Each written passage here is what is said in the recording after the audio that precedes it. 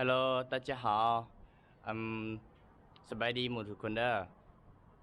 ตอนนี้ว่าจะไปตลาดซื้ออาหารก็เลยว่าจากถ่ายบรรยากาศการไปกันมาอยู่ต่างประเทศการกินเป็นอะไรการใช้ชีวิตต่างๆให้หมู่ทุกคนได้เบิ่งตอนนี้ข่อยก็อยู่ทั้งด้านหน้าหอพักของพวกเราอยากถ่ายบรรยากาศให้เบิ่งหน่อยนึงตอนนี้ก็จะเดินทางไปด้วยรถถีบคันนี้ของข่อย 那我们走吧，Let's go。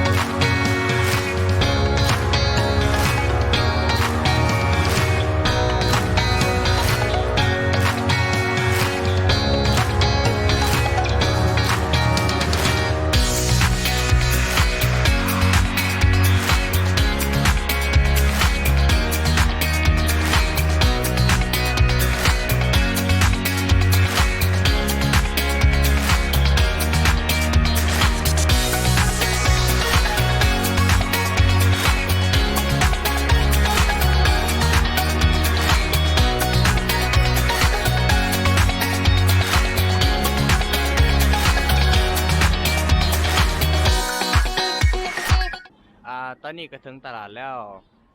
ตลาดแห่งนี้ห่างจากโรงเรียนสุเฮาบ่ไกลหลายเดินทางประมาณ15นาทีก็ถึงแล้วหลังจากนี้อยากให้หมู่ทุกคนเบิ่งว่าตลาดเขากับตลาดบ้านเฮามีความแตกต่างกันจังไดบรรยากาศหอมๆเป็นเขตชานเมืองนะพวกเขาลุยปะ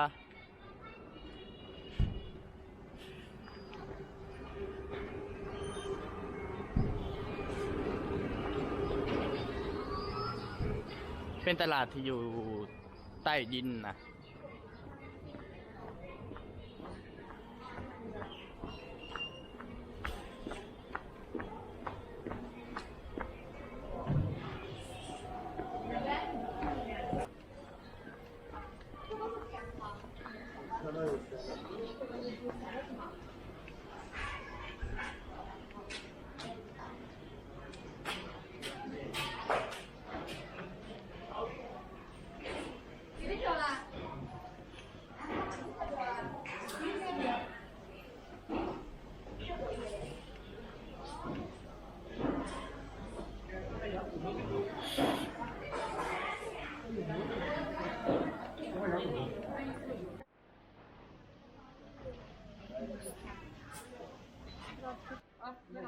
นี่ฮาว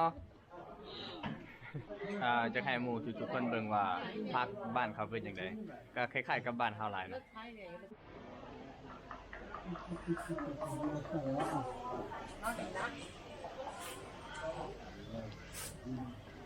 我没这边的菜，给你们那边的菜。我要胡萝卜carrot 3根吧再好一点的给你。好谢谢我要红瓜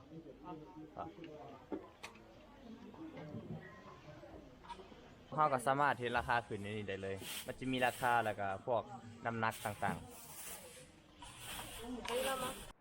วิธีการจ่ายอยู่ประเทศจีนก็โดยการจ่าย Alipay หรือว่า WeChat Pay เลยมีสองอย่างบ่ต้องทอนเงินแล้วก็บ่ต้องถือเงินเลยปลอดภัยแล้วก็สะดวกสบายพร้อม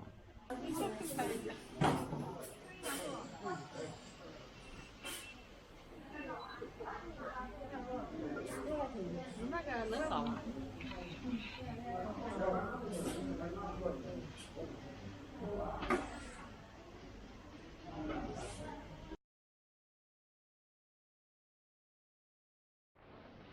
โอเคแล้ว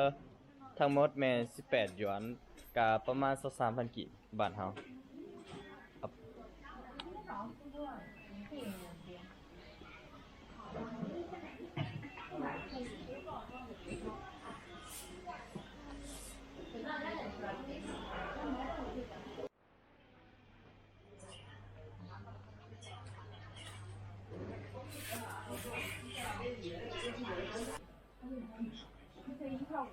บ้านเขาจะมีพวกเครื่องเทศหลายๆประเภท แต่ก็บ่เคยใส่จักเทื่อเพราะว่ารสชาติกับบ้านเฮามันค่อนข้างจะแตกต่างกันหลาย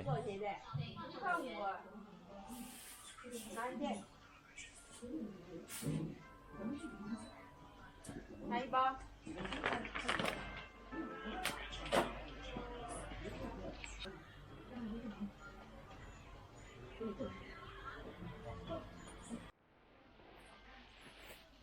ไข่ทั้งหมดแม่น17หยวนประมาณ21,000กีบบ้านเฮาก็ค่อนข้างโอเคเพราะมันเป็นไข่คุณภาพดีในหนึ่งตัวนี้ มันจะมี2ประเภทประเภทนี้จะถึกแน่ประเภทนี้ก็จะแพงแน่แล้วก็พวกไข่เป็ดก็จะมีพวกไข่แบบต่างๆ แบบสุกแล้วก็แบบเค็มแบบอันนี้เฮาก็บ่ค่อยรู้ปานใดนี่ฮาว 你好。干嘛呢？什么时候？รับประเนียงของคนจีนก็จะแบบอบอุ่นแล้วก็มีตลกพวกเขาฮู้ว่าสมมุติเราไปต่างประเทศมาเรียนอยู่จีนก็จะอบอุ่นแล้วก็ทักทายกันแบบสนิทสนม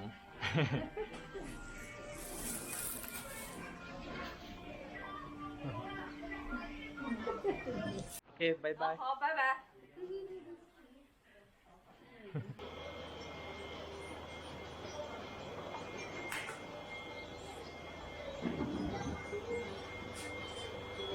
โอเค